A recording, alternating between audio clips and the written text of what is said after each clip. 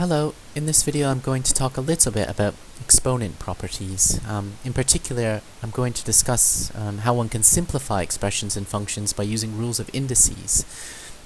If powers exponents is still somewhat of a vague concept for you, perhaps it's beneficial just to start with a very simple, quick introduction, where for instance, say we're given x raised to the 4th power.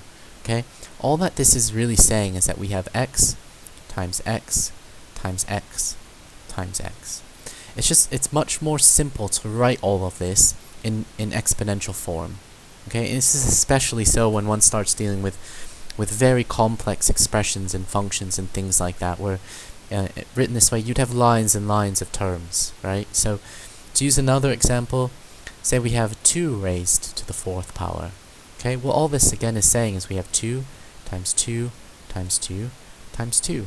Well, 2 times 2 is 4, times 2 is 8, times 2 is 16. So this equals 16, okay? Thinking about exponents, mastering exponent properties is really quite a fundamental thing. It's very important, especially as one advances their mathematical career. And in fact, exponents themselves have quite a deep history and a deep place in the history of mathematics.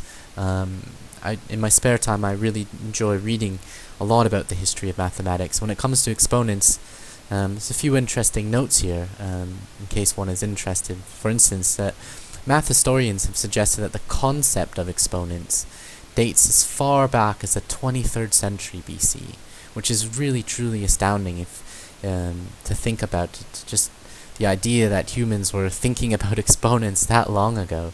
Of course, in very different contexts and with very different notation and things like that. Moreover, the numbering system was in Sumerian, which is actually now an extinct language.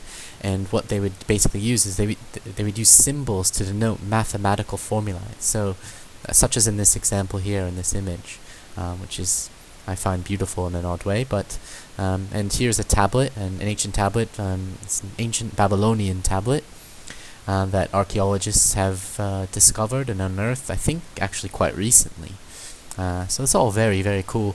But in terms of modern mathematics, the first known modern record of use of exponents is credited to an English author and mathematician, Michael Stifel. And I believe, I could be wrong here, but I believe this is about 16th century.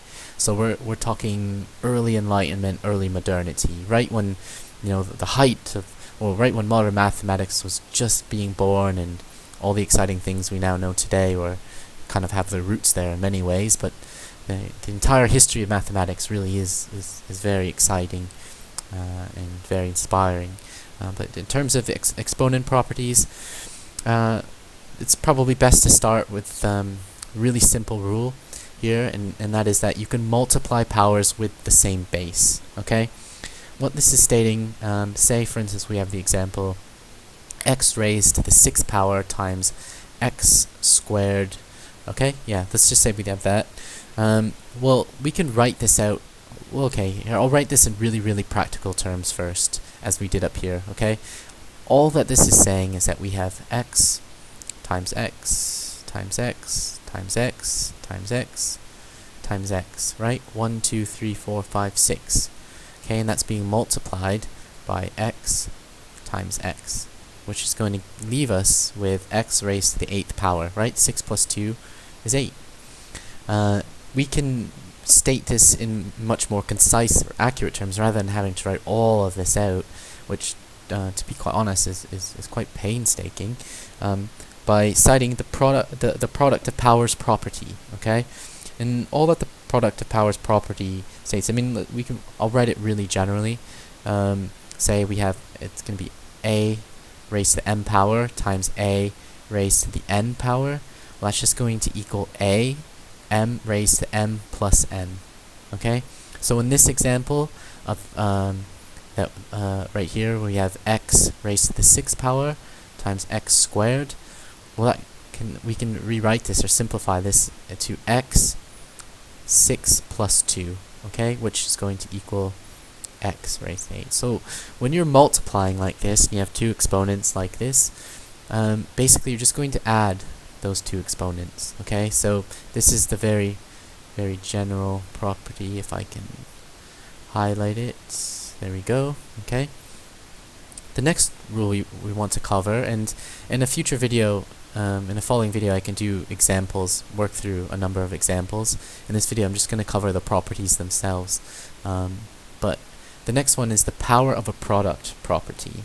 Okay, that's a bit of a mouthful, but really all it's saying is, for instance, if we have, let's say x, y, and that's going to be raised to the a power, just very generally speaking, what that's going to give us x raised to the a power, y, raised to the a power.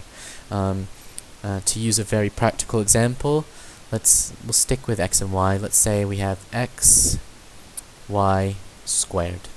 Okay?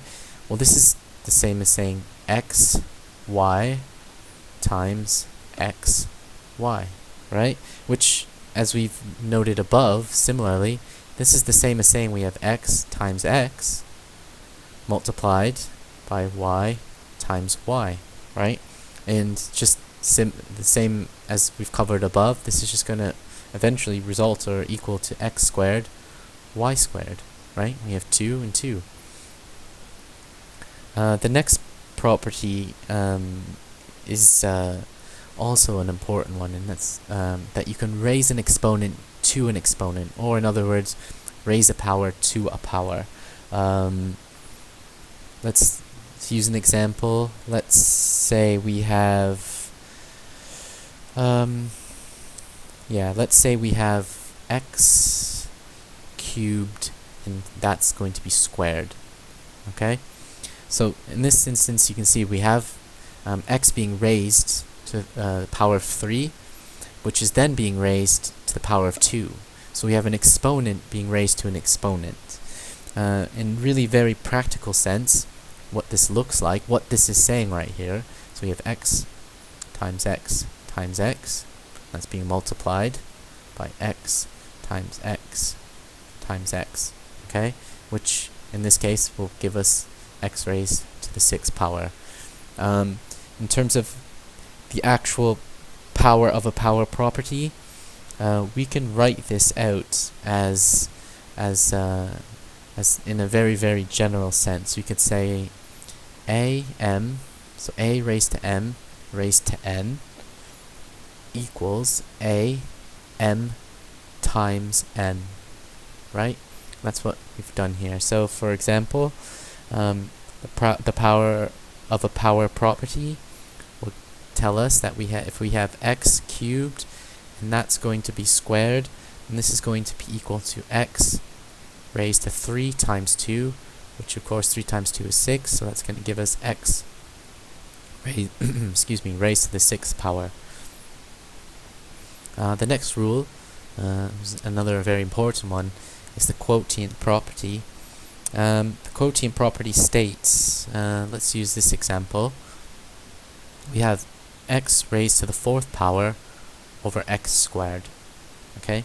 Well, again, to write it all out so one can get a sense of the intuition, what this is saying here is that we have x times x times x times x, and all of that over x times x. Now we can cancel out 2 x's, right? That cancels out, and say that cancels out. We're left with 2 x's. So this is going to be x squared. That's what we're left with. Another way that we can say this in a very general sense, quotient property, is if you have a raised to m power and you divide that by a raised to the n power, well, this is going to equal a m minus n. Okay, that's exactly what we've seen right here.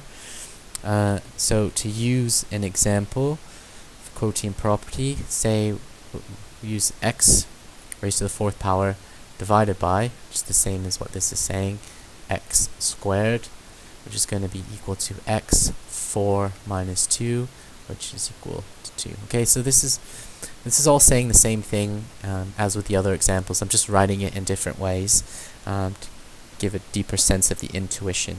And in fact, I can further this by saying that x cannot equal 0. Okay, x cannot equal 0 in this case. Actually, maybe I'll save the reason why that's so for a future video, in order to save time for this video and our discussion on exponent properties. But the next rule is going to be a power of a quotient power. So in relation to quotient property, this rule states that if you have, say, x over y, and that's raised to the 4th power, for example, okay? Well, to write all of this out, what this is saying really is that you've got x over y times x over y times x over y times x. Whoops, got ahead of myself there. X over y, okay? Which would equal x, which equals x raised to the 4th power, tongue got tied, y raised to the 4th power, right? Because you have 1, 2, 3, 4, 4x, 1, 2, 3, 4, y. Okay? In a very, very, again, general sense, and it's better to think about this more generally, is that we could say this is the same, for instance, if I'll write it over here. It would be x over y, a,